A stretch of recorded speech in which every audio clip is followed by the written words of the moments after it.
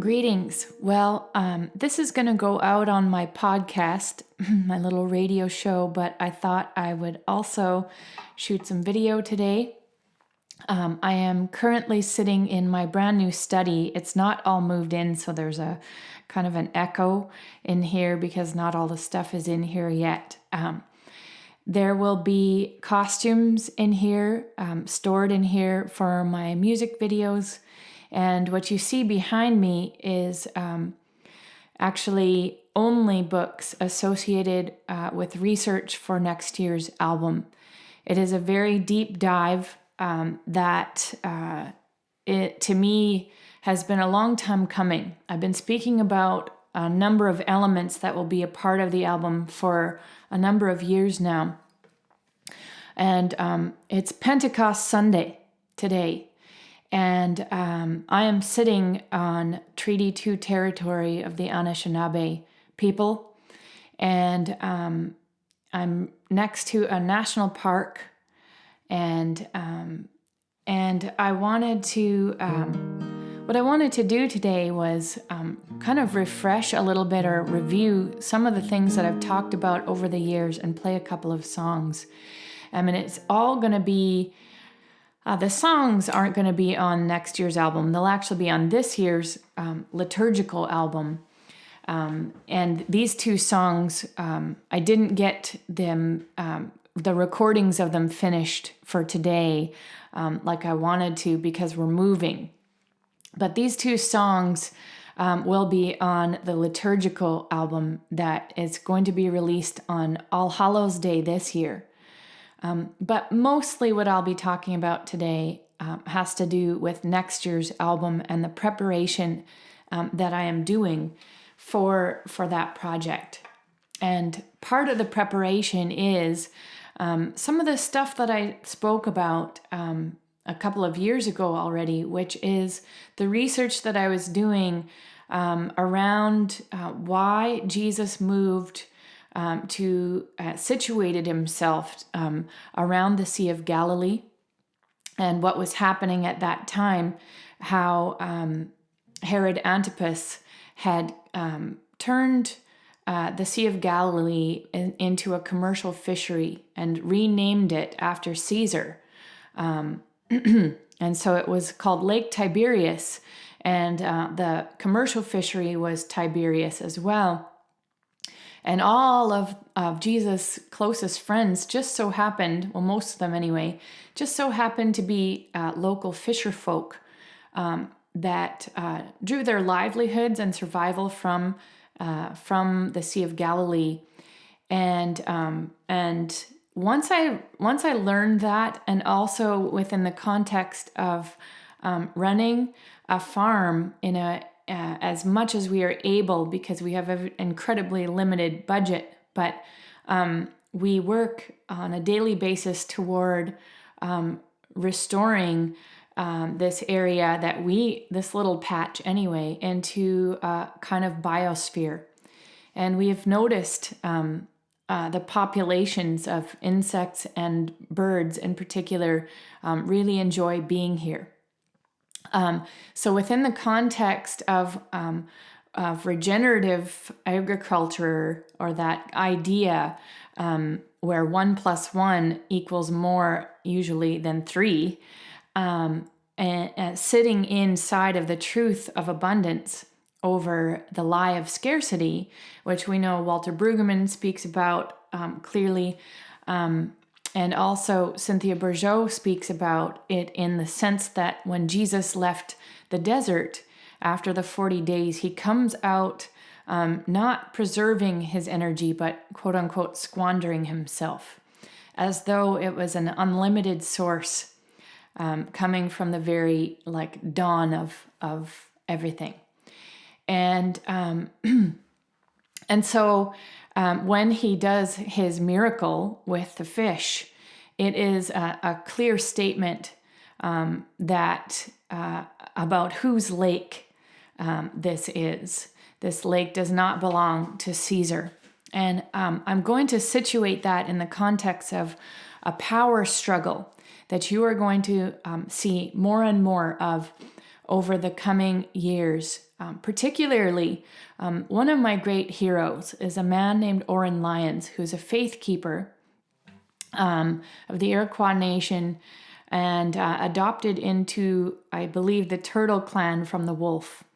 And he has spent most of his life trying to dialogue in the United Nations to get the United Nations, the UNDRIP, which is the United Nations Declaration of the Rights of Indigenous Peoples. And I will say up front that what he was going for, they didn't go for. I know that there was a lot inside of this agreement that was not, or this declaration did not come to pass in the way that many Indigenous people would wish. But it is a start, and there is some traction there, and it can be used in clever ways. And so something I'd like to talk about today is how do we correlate this narrative of Jesus' fish miracles of abundance that stand in the face of the lie of scarcity, and look at, for instance, what's happening here in Canada, particularly in the most obvious case, the Fairy Creek blockade on Vancouver Island, where the last of the old growth is at risk of being forested. And once it's gone, it's gone. And the profit margin is nothing in Kairos time. And these old growth trees are everything when it comes to quantum time. So there are people with that kind of long-term vision, but they also have a deep, deep history with laws that predate the doctrine of discovery. So if any of you have read Mark Charles' book and Soong-Chan Ra's book, Unsettling Truths, the Ongoing Dehumanizing Legacy of the Doctrine of Discovery. If you haven't read it yet, please get a copy of it and read it, because you're going to need to educate yourselves coming up as more and more people are drawing from their earlier, more actually ancient laws that are more sovereign than the sovereignties that sit on top of them, the apparent sovereignties that sit on top of them. And if any of this language seems strange to you or uncomfortable, sit with it and get some of these books, because I think what we're going to see over the coming years is a reclamation of places that that belong under the stewardship of the true sovereigns, and that we as Christians, as people who claim to follow this guy who situated himself in the way that he did, we need to really understand what it means to be followers of this guy, Jesus, and what that looks like in terms of how it aligns with what's happening today. And for me, I have no fear about it, because it actually excites me, because I've been reading all these books, Oneness versus the 1% by Vandana Shiva, Local is Our Future by Helena Norbert Hodges. And what Helena Norbert Hodges is getting at is exactly what would happen if Indigenous people across this country and across the world reclaimed their more ancient laws that are actually rooted in original instructions that are connected to the harmony and balance of the planet. And so by our fruits we are known. And I think it's pretty clear that the newer ways of doing things, where all we are essentially is we are enslaved, every single one of us, to the GDP. And the GDP does not care if you are a left or a right-wing government. The government in British Columbia right now is far left, and they are sending in police helicopters and arresting matriarchal grandmothers and young Indigenous women for obstruction, which to me is perhaps one of the most ironic. Irony knows no bounds. That's all I'll say.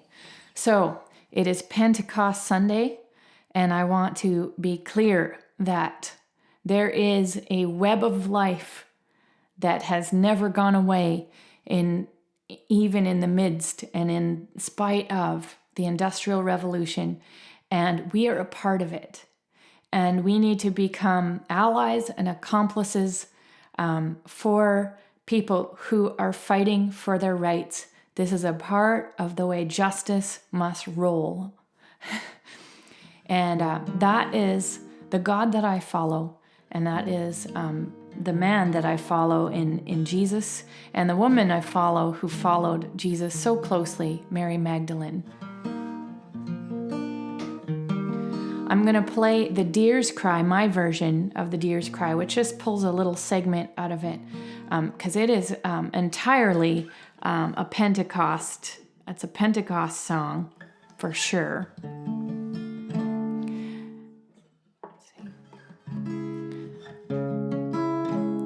Christ with me,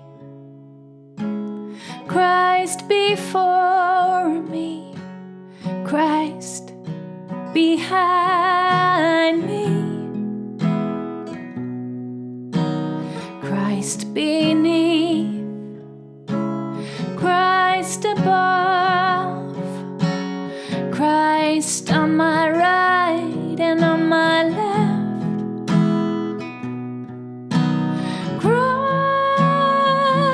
Christ in me, Christ in me, Christ in me, Christ in me,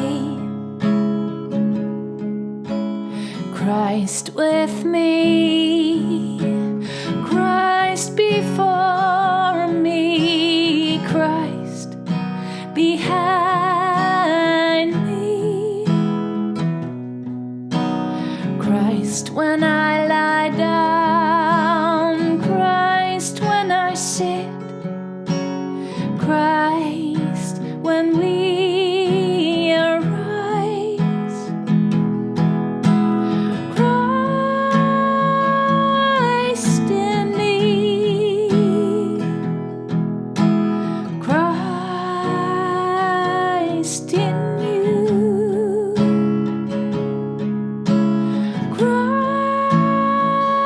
Christ in us, Christ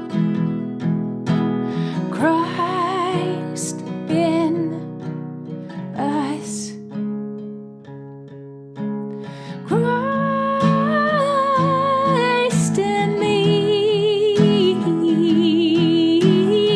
Christ in you, Christ in us, Christ in us. So I want to say a couple more things before I play the next song that is definitely a song for Pentecost. You know that Pentecost, according to James Joyce, meant here comes everybody. And Catholicity, or Catholic, actually means that as well, which is what he was talking about. And getting back to Oren Lyons and this faith keeper, I went through a phase where I literally watched every single video I could find where he was teaching, and including his speeches in the United Nations. One thing that I was reminded of what I wanted to speak about today is, I'm going to totally botch it, but I'm just going to try and give a synopsis. I once heard a woman tell a story about a prophecy, and she believed the prophecy had to do with the United Nations and the different colors of people that she associated with the medicine wheel, and how until the indigenous, the red part of the medicine wheel, the indigenous peoples were recognized by United Nations, we would be seeing an imbalance in the world, because the problem is that it's very difficult to reach back into the ancient heritage of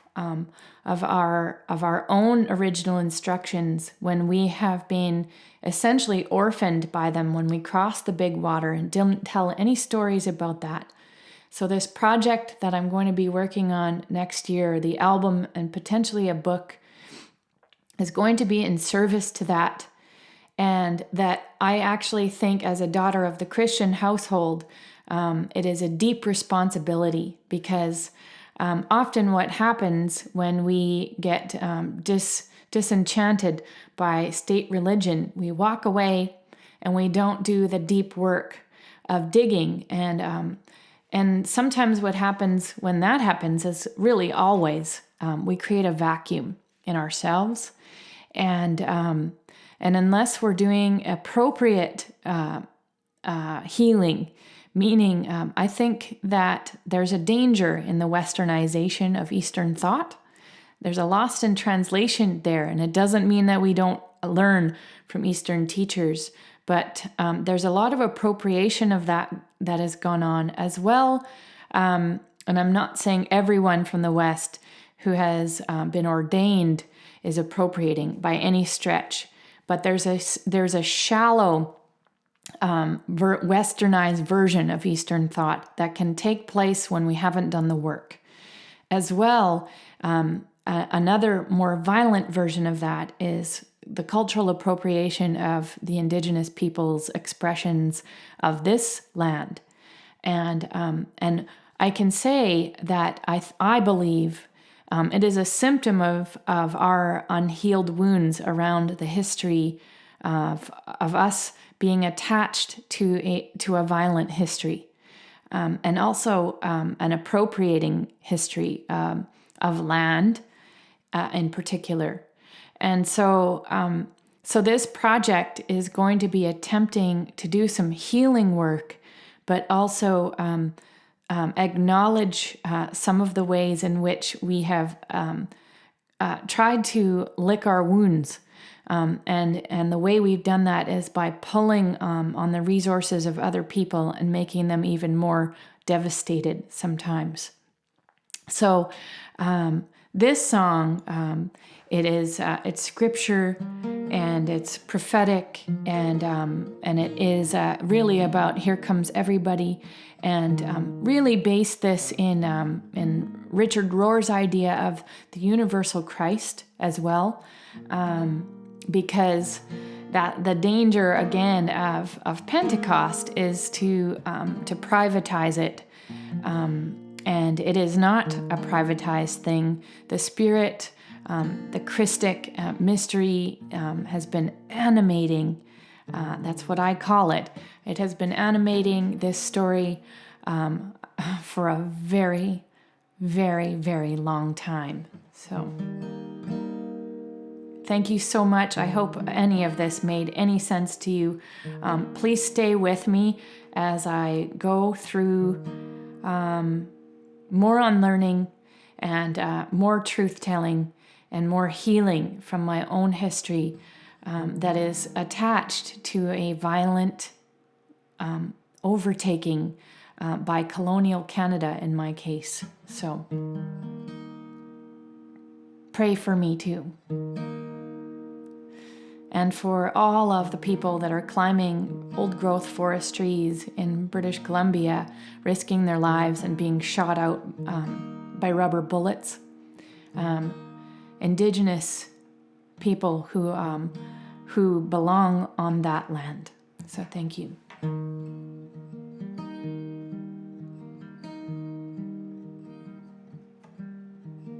I will pour, I will pour, I will pour out my spirit upon all, upon all, upon all people. Speak and be understood. Hear and understand. Speak and be understood. Hear and understand. I will pour, I will pour, I will pour out my spirit upon all, upon all, upon all people. Speak and be understood. Hear and understand.